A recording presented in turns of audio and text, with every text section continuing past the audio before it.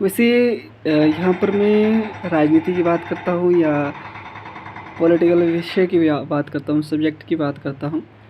लेकिन मेरे पास कोई और प्लेटफ़ॉर्म नहीं है बोलने के लिए, या सोशल मीडिया का इस्तेमाल मैं नहीं करता हूँ ख़ास। तो मेरे पास सिर्फ़ यही माध्यम है कुछ सामाजिक बातें उठाने का।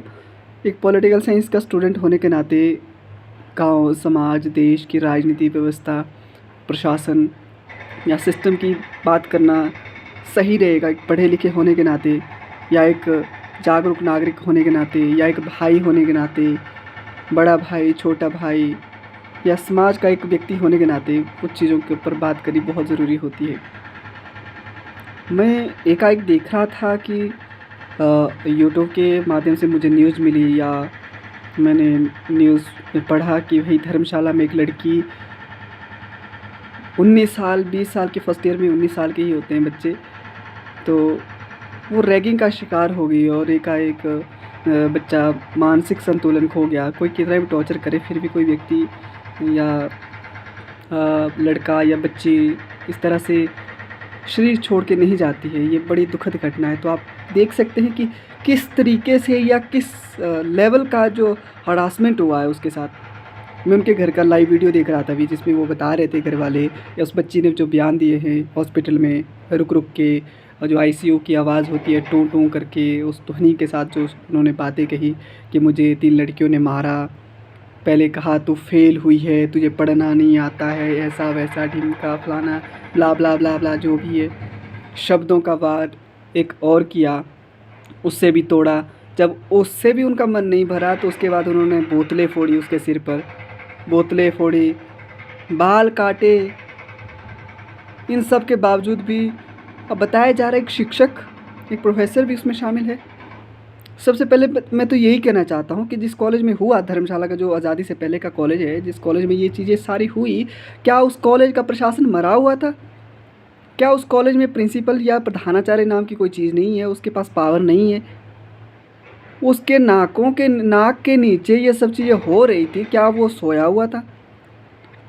जब मैं कुल्लू कॉलेज में पढ़ता था या अपने गाड़ाओशन कॉलेज में पढ़ा था, तो गाड़ाओशन में तो 200 बच्चे 300 बच्चे पढ़ते थे, लेकिन फिर भी एक एक बच्चे की प्रिंसिपल खबर रखता था कि क्या कर रहा है, मार्केट में क्या हो रहा है, या किसी बच्चे को तंग तो नहीं कर रहे। कुल्लू कॉलेज में जब मैं पढ़ा तो मैंने यहाँ भी ऑब्ज़र्व किया कि थोड़ा ध्यान दिया जाता था। जो एक्टिव प्रिंसिपल होते हैं वो थोड़ा सा ध्यान देते हैं अपने स्टाफ के माध्यम से, कोई प्रोफेसर या कोई टीचर के माध्यम से, कमेटी के माध्यम से। ये व्यवस्थाएं मैंने देखी है, ये कितनी कारगर होती थी या होती हैं ये तो मुझे नहीं मालूम था उस टाइम। लेकिन अब वर्तमान में मैं देख रहा हूँ कि जब धर्मशाला में भी वही कमेटी बनी होगी, वही वही सिस्टम होगा, उसी तरह का एक ढांचा होगा। सबसे ऊपर प्रिंसिपल, प्रिंसिपल के ऊपर नीचे सेक्रेटरी, सेक्रेटरी फिर प्रोफेसर, फिर कमेटियाँ बनाई हो जाएगी स्कूल या कॉलेजेस के भले के लिए या उसके कार्यकारिणी को चलाने के लिए। तो उसके बावजूद भी ये चीज़ें हो रही है, रैगिंग।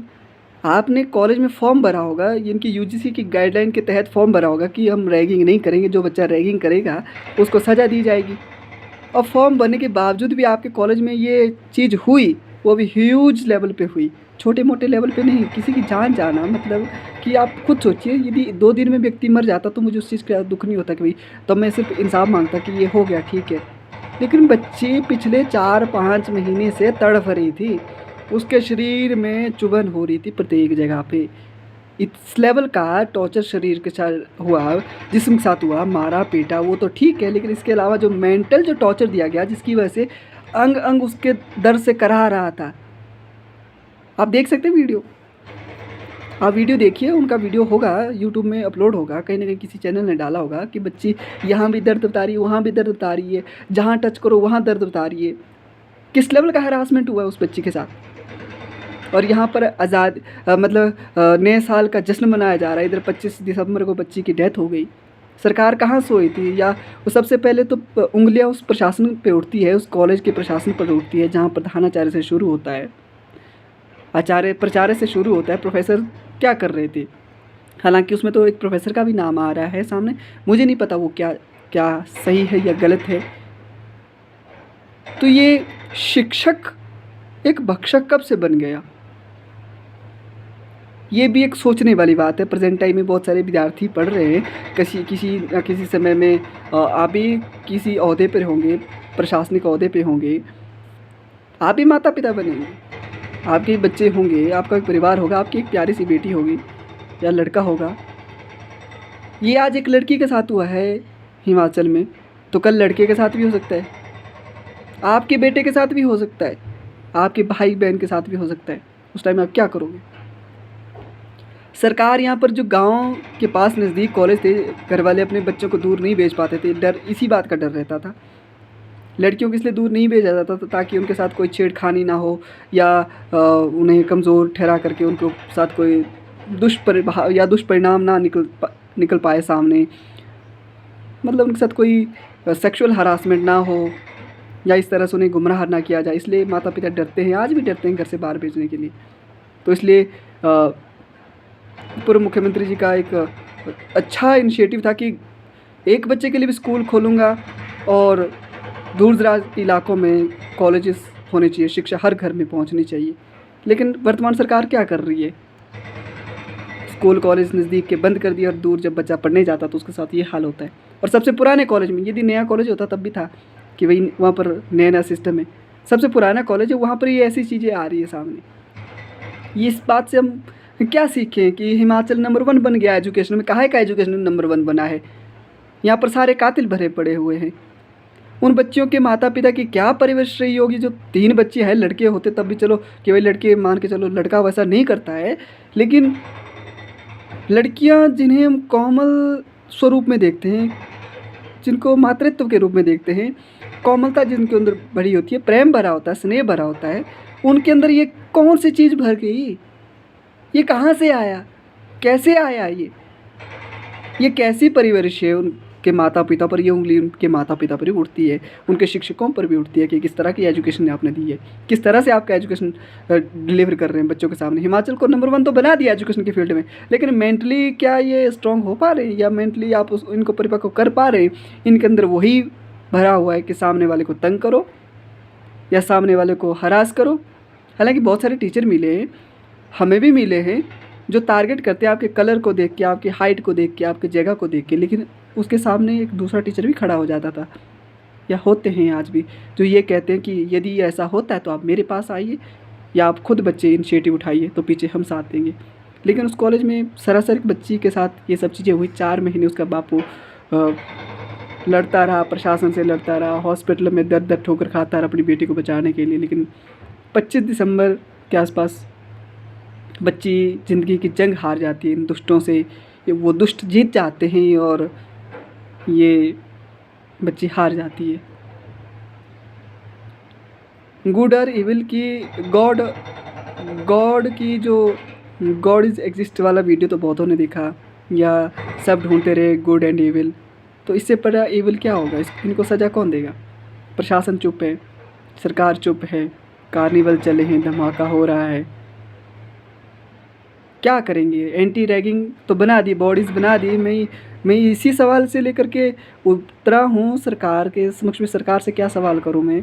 सरकार हम खुद ही हैं, हमने खुद ही बनाई है सरकार, तो जनता ही सरकार होती है। जनता इतनी अंधी कब से हो गई?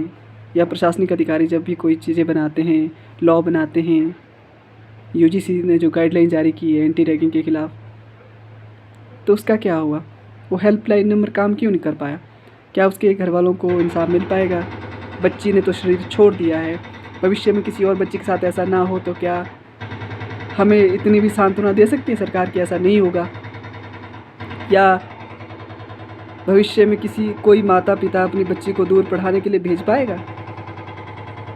क्या अपनी बच्ची को, जैसे कि सराज के दूर दराज इलाके या लाहौल स्पीति के दूर दराज इलाके, किन्नौर के दूर दराज के इलाके, धर्मशाला या कांगड़ा के जो दूर दराज के इलाके, बिलासपुर के इंटीरियर इलाके, क्या वो अपने बच्चों को इन बड़े कॉलेजों में कभी अच्छी दृष्टि से भेज सकेंगे? कुल्लू, मंडी, धर्मशाला का जो पुराना है कॉलेज है, ये पुराने जो कॉलेज है, महारथी जिनको कह सकते हैं हिमाचल के, क्या इनमें पढ़ने के लिए भेज सकते हैं? कैसे भेज पाएंगे जहाँ पर बच्चों के साथ ऐसा हो रहा है? हर घर का एक चिराग होता है, उस चिराग को ही आप बुझा दोगे, उनकी उम्मीदों को ही बुझा दोगे, तो क्या माता पिता अपने बच्चों को लिए भेज पाएंगे बाहर? नहीं भेज पाएंगे। ये प्रश्न किससे करूँ मैं? उस कॉलेज के प्रधानाचार्य से, कॉलेज के प्रोफेसर से, या बच्चों से, या उस परिवेश से, इन्वायरमेंट से, पर्यावरण से, या हिमाचल प्रदेश की सरकार से, या खुद से करूं? किससे करूं मैं?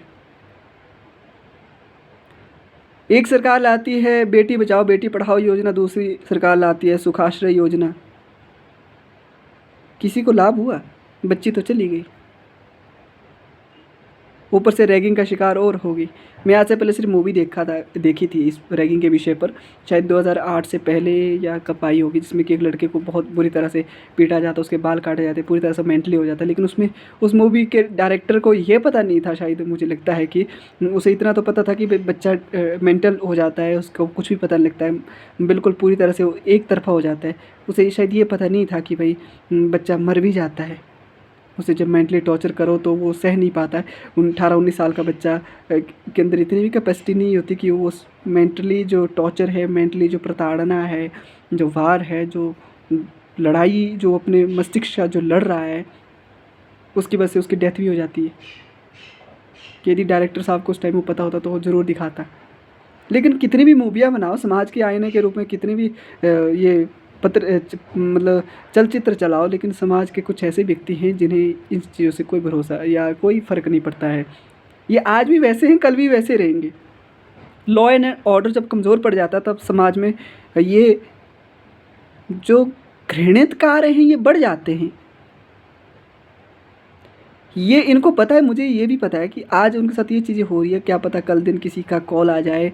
मैं पॉलिटिक्स का स्टूडेंट हूँ, पॉलिटिक्स को नेगेटिव की भाषा में ले जाता तो वहाँ पर बोल देंगे पॉलिटिक्स में आप समझ गए होंगे मैं क्या कह रहा हूँ।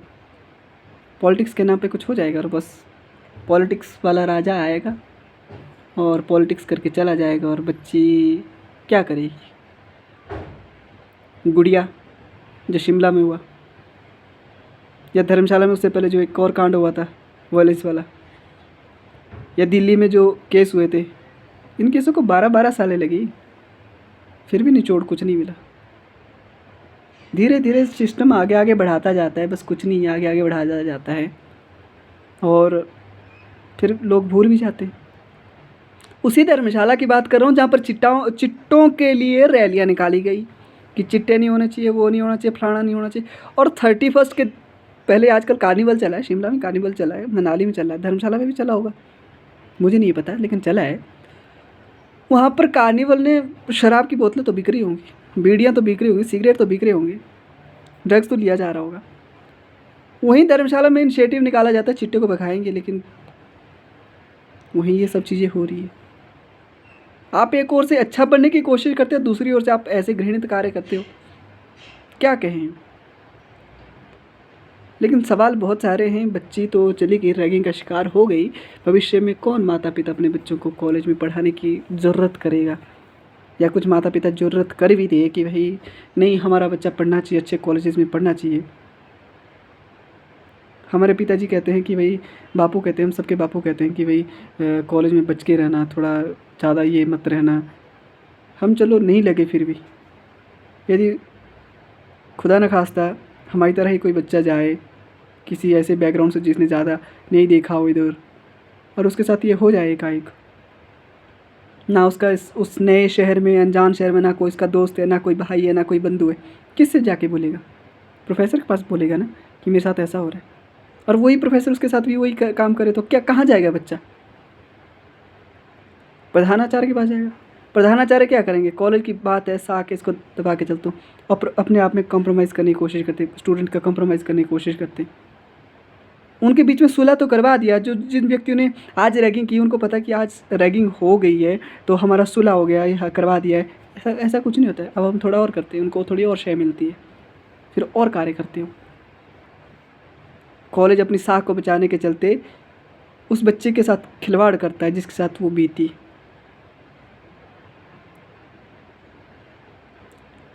और सबसे बड़ी बात है, वो प्रशासन कहाँ सोया हुआ था? वहाँ का जिला के जो मजिस्ट्रेट साहब हैं, या जो दूसरे जो वर्ग हैं, पुलिस वर्ग हैं, कहाँ थे?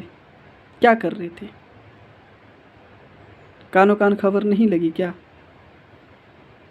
और वो दोस्त कहाँ मर गए जो कहते थे कि हम आपके साथ खड़े रहेंगे? उस बच्ची के साथ कोई खड़ा नहीं रहा क्या? कोई दोस्त नहीं था उसका क्या?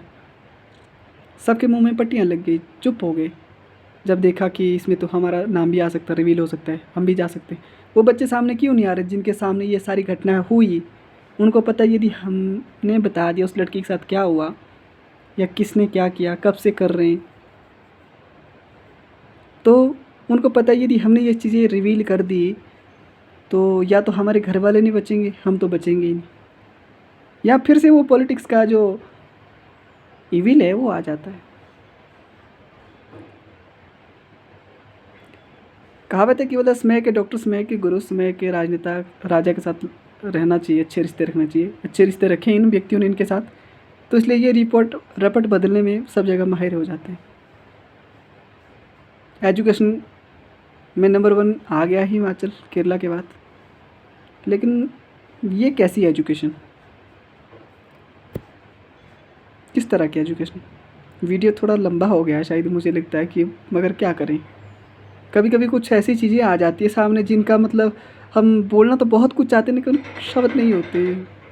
कम शब्दों में बोलने की कोशिश की है या बताने, मतलब एक पता होना चाहिए हमें हम क्या कर रहे हैं। मुझे नहीं पता मैं क्या बोल रहा हूँ या किस तरह से बोल रहा हूँ, मुझे बोलना चाहिए या नहीं बोलना चाहिए, लेकिन हमें जागना तो होगा।